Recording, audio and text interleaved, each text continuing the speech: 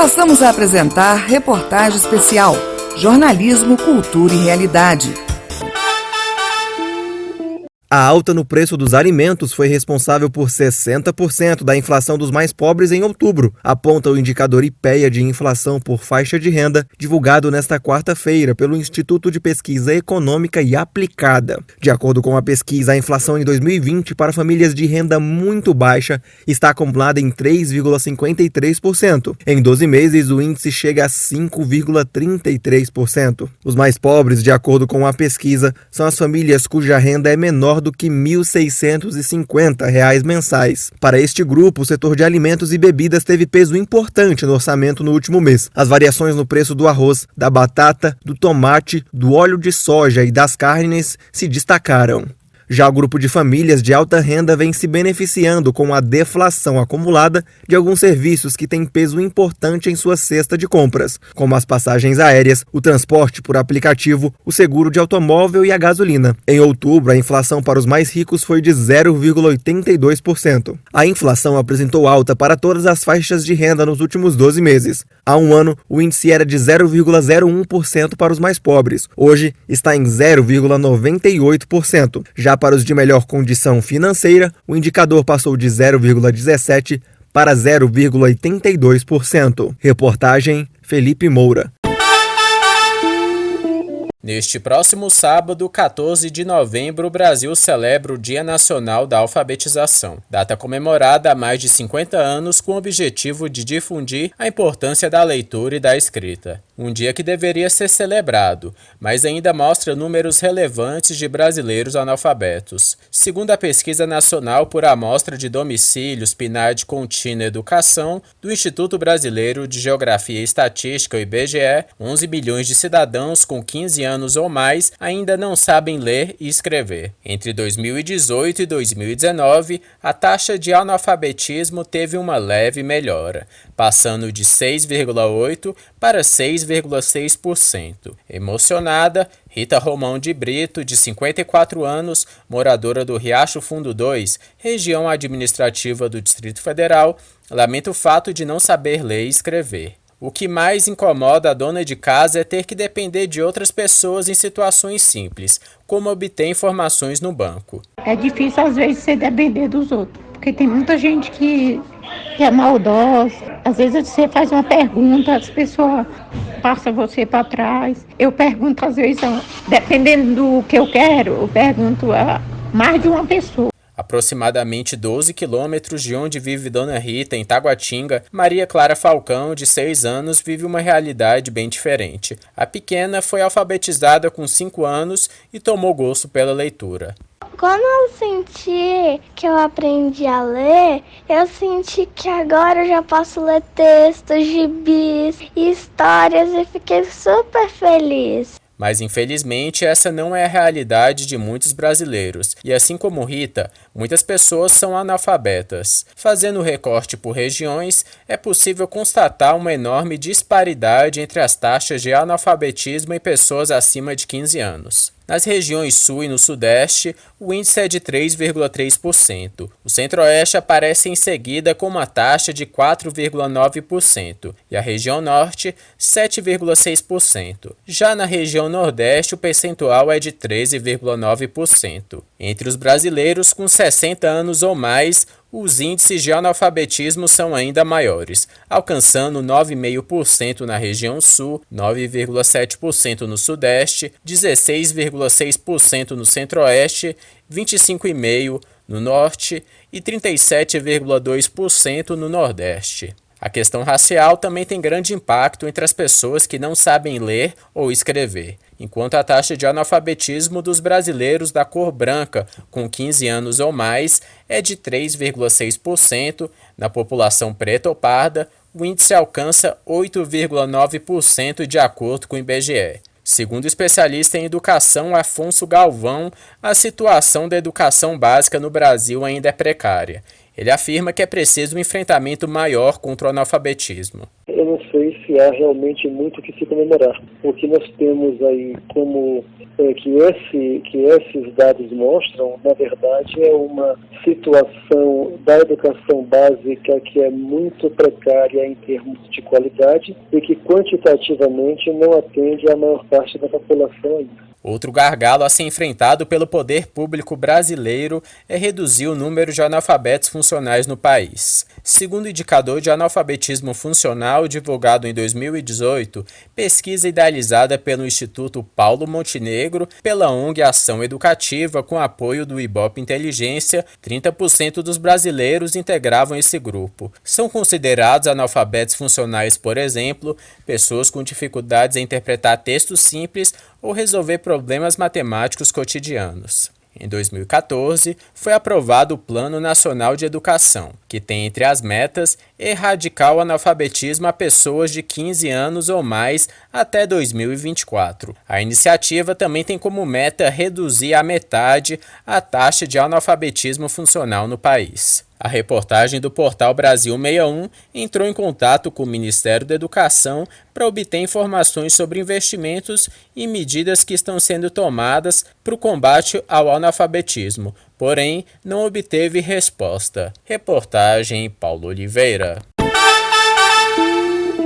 Neste próximo sábado, 14 de novembro, o Brasil celebra o Dia Nacional da Alfabetização, data comemorada há mais de 50 anos com o objetivo de difundir a importância da leitura e da escrita. Um dia que deveria ser celebrado, mas ainda mostra números relevantes de brasileiros analfabetos. Segundo a Pesquisa Nacional por Amostra de Domicílios PNAD Contínua Educação, do Instituto Brasileiro de Geografia e Estatística, o IBGE, 11 milhões de cidadãos com 15 anos ou mais ainda não sabem ler e escrever. Entre 2018 e 2019, a taxa de analfabetismo teve uma leve melhora, passando de 6,8% para 6,6%. Emocionada, Rita Romão de Brito, de 54 anos, moradora do Riacho Fundo 2, região administrativa do Distrito Federal, lamenta o fato de não saber ler e escrever. O que mais incomoda a dona de casa é ter que depender de outras pessoas em situações simples,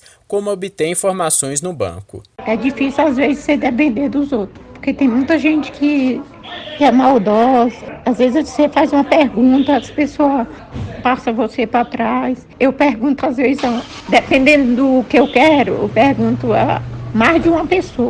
Aproximadamente 12 quilômetros de onde vive Dona Rita, em Taguatinga, Maria Clara Falcão, de 6 anos, vive uma realidade bem diferente. A pequena foi alfabetizada com 5 anos e tomou gosto pela leitura.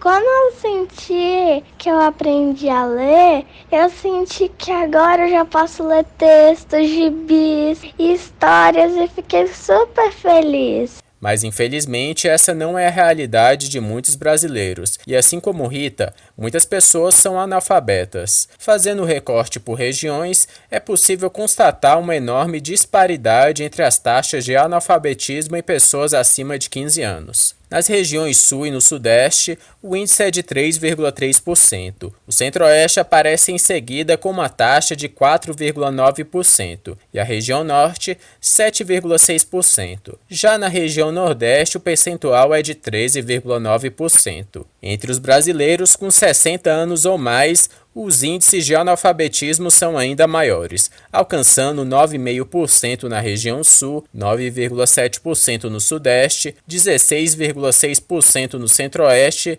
25,5% no Norte e 37,2% no Nordeste. A questão racial também tem grande impacto entre as pessoas que não sabem ler ou escrever, enquanto a taxa de analfabetismo dos brasileiros da cor branca, com 15 anos ou mais, é de 3,6%, na população preta ou parda, o índice alcança 8,9% de acordo com o IBGE. Segundo o especialista em educação Afonso Galvão, a situação da educação básica no Brasil ainda é precária. Ele afirma que é preciso um enfrentamento maior contra o analfabetismo. Eu não sei há realmente muito que se comemorar. O que nós temos aí como que esses dados mostram, na verdade, é uma situação da educação básica que é muito precária em termos de qualidade e que quantitativamente não atende à maior parte da população ainda. Outro gargalo a ser enfrentado pelo poder público brasileiro é reduzir o número de analfabetos funcionais no país. Segundo o indicador de analfabetismo funcional divulgado em 2018, pesquisa idealizada pelo Instituto Paulo Montenegro, pela ONG Ação Educativa com apoio do Ibope Inteligência, 30% dos brasileiros integravam esse grupo. São considerados analfabetos funcionais, por exemplo, pessoas com dificuldades em interpretar textos simples ou resolver problemas matemáticos cotidianos. Em 2014, foi aprovado o Plano Nacional de Educação, que tem entre as metas erradicar o analfabetismo a pessoas de 15 anos ou mais até 2024. A iniciativa também tem como meta reduzir à metade a taxa de analfabetismo funcional no país. A reportagem do portal Brasil 61 entrou em contato com o Ministério da Educação para obter informações sobre investimentos e medidas que estão sendo tomadas para o combate ao analfabetismo, porém não obteve resposta. Reportagem Paulo Oliveira.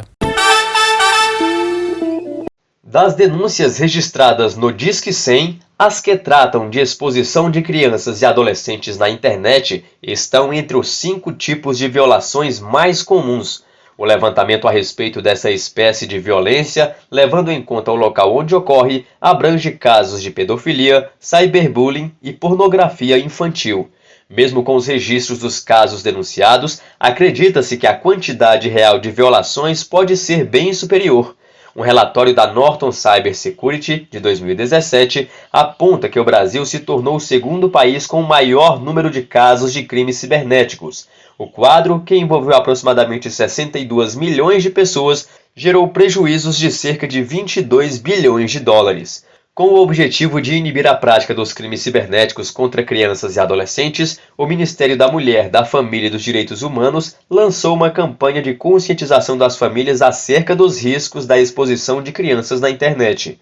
A iniciativa conta com materiais publicitários divulgados na internet, rádio e TV. O conteúdo foi produzido para orientar pais e responsáveis sobre o uso das tecnologias pelos filhos na proteção contra criminosos que atuam na internet. Reportagem Marquesan Araújo. O Ministério Público Federal denunciou um médico por crime de omissão de socorro que está previsto no artigo 135 do Código Penal e tem pena prevista de 1 a 6 meses de detenção. A pena é triplicada se da omissão resultar morte. O fato é que no dia 30 de julho deste ano, um paciente de 62 anos estava internado na unidade de atendimento integrado do bairro Tiberi, em Uberlândia, Minas Gerais, em estado gravíssimo, com sofrimento intenso devido a um edema agudo no pulmão, dor lacinante do abdômen, com suspeita de peritonite, além de insuficiências respiratória e cardíaca não especificadas. Naquele mesmo dia, o paciente foi encaminhado na vaga 0 para o Hospital de Clínicas da Universidade Federal de Uberlândia. De acordo com o Conselho Federal de Medicina, a vaga 0 é um recurso importante para garantir acesso imediato aos pacientes com risco de morte ou sofrimento intenso, devendo ser considerada como situação de exceção e não uma prática cotidiana na atenção às urgências.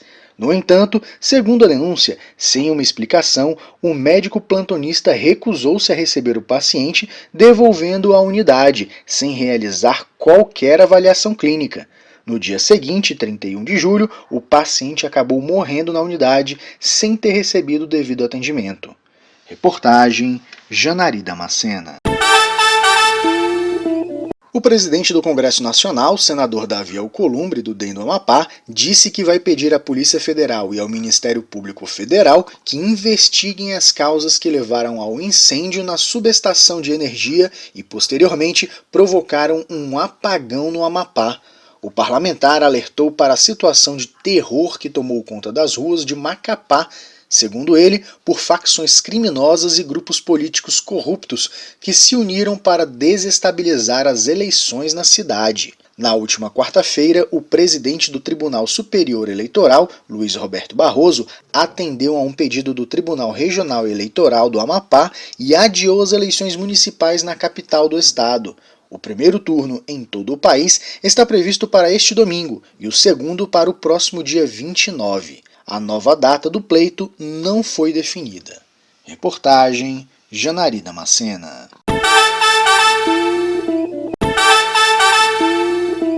No próximo domingo, data do primeiro turno das eleições municipais de 2020, as cidades de Curitiba, no Paraná, Valparaíso de Goiás e São Paulo serão palco de demonstrações de propostas de inovações para o sistema eletrônico de votação adotado no Brasil desde 1996. As apresentações fazem parte do projeto Eleições do Futuro, criado pelo Tribunal Superior Eleitoral, onde foi feito um chamamento público e a seleção de 26 empresas que deverão trazer as propostas. As demonstrações, que acontecerão das 10 às 15 horas, contarão com participação de eleitores que votarão em candidatos fictícios. Lançado em setembro, o projeto tem como objetivo iniciar estudos e avaliações para eventual implementação de inovações no sistema eleitoral. As propostas deverão preencher 3 requisitos: segurança da votação, proteção ao sigilo do voto e eficiência. Depois da eleição, o TSE decidirá se adotará ou não alguma inovação no sistema de votação. Reportagem Agatha Gonzaga.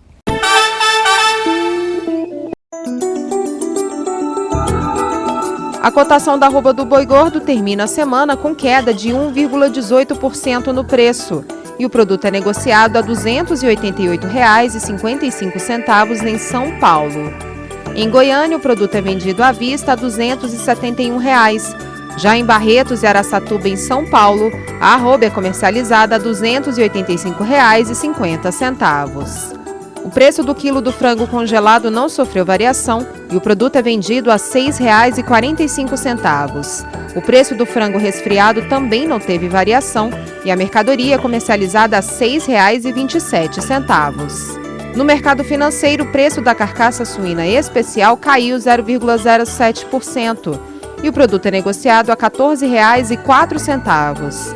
Em Minas Gerais, o suíno vivo é vendido a R$ 9,48. No Paraná, o produto é comercializado à vista a R$ 9,17. Os valores são do Canal Rural e CPEA.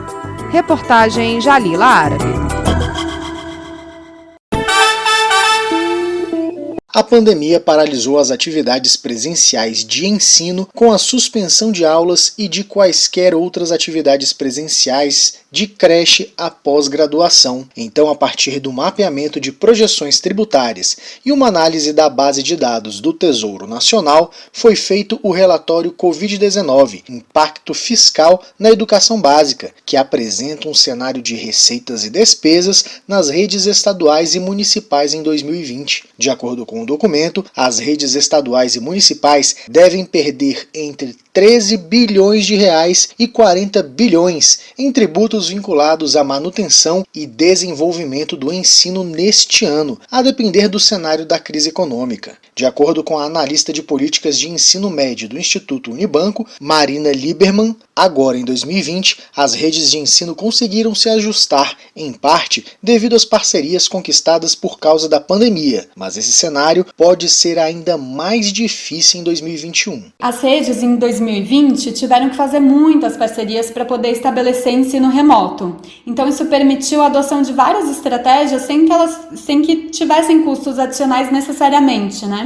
Mas aí a pergunta que fica é se no ano que vem essas parcerias vão continuar. Por isso que eu reforço aqui a importância da gente garantir recursos vinculados à educação, tanto esse ano quanto em 2021, para financiar essas ações de ensino remoto. Para Cláudia Costin, diretora do Centro de Excelência em Inovação em Políticas Educacionais da FGV, esse momento foi de reinvenção para que as redes de ensino pudessem levar a aprendizagem até os estudantes. Boa parte dos municípios utilizou cadernos ou apostilas com algum tipo de estudo autoinstrucional. Então, que eram enviados para as casas por transporte escolar ou deixados nas escolas para os pais virem buscar, e depois as crianças mandavam de volta pelo transporte escolar para ser levado às escolas e os professores os corrigiam.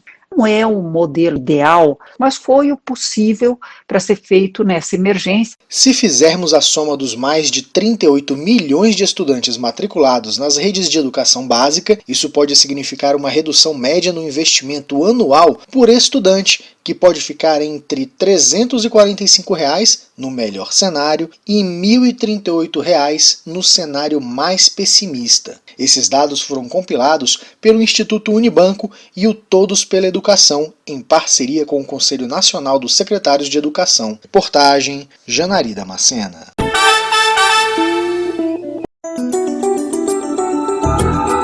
A saca de 60 quilos do café arábica termina a semana com alta de 1,60% no preço e é vendida a R$ 551,64 na cidade de São Paulo.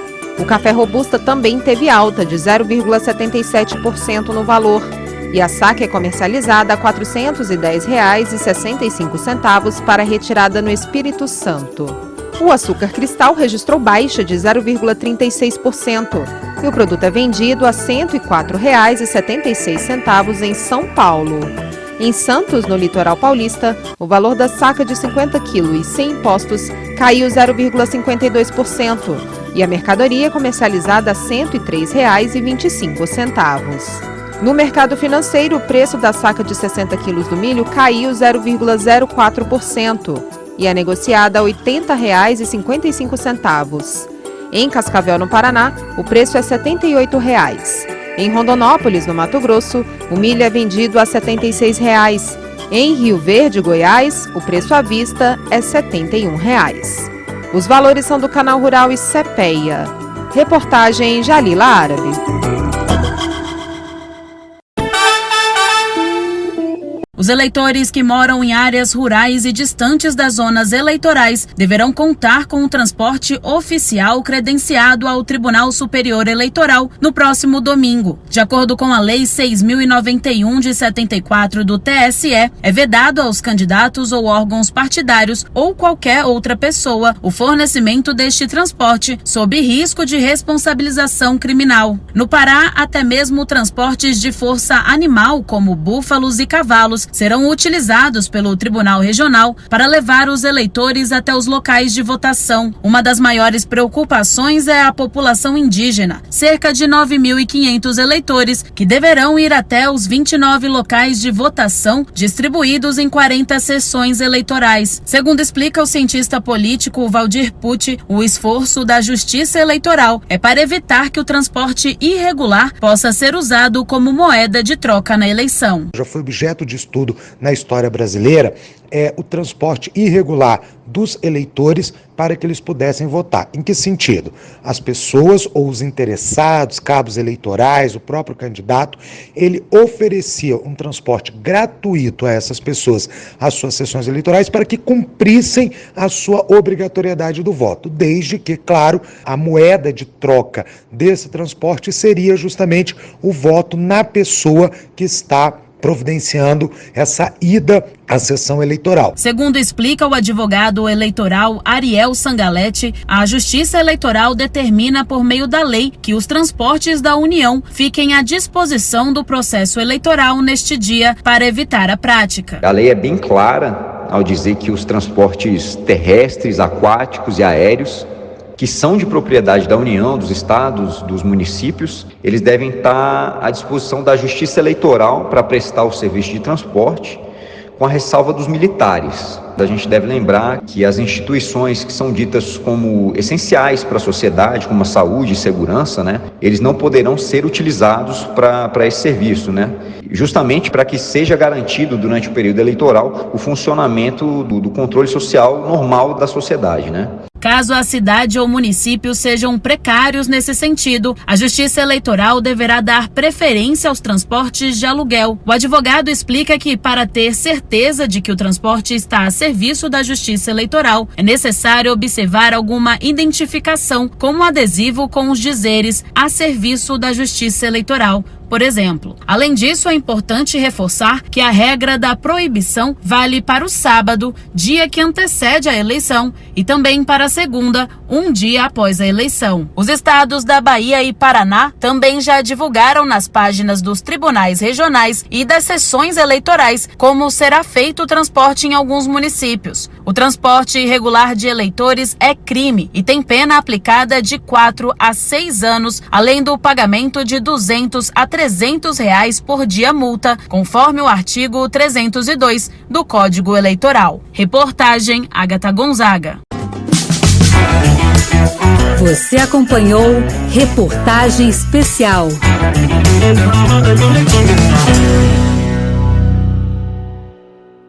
Digital, a sua rádio.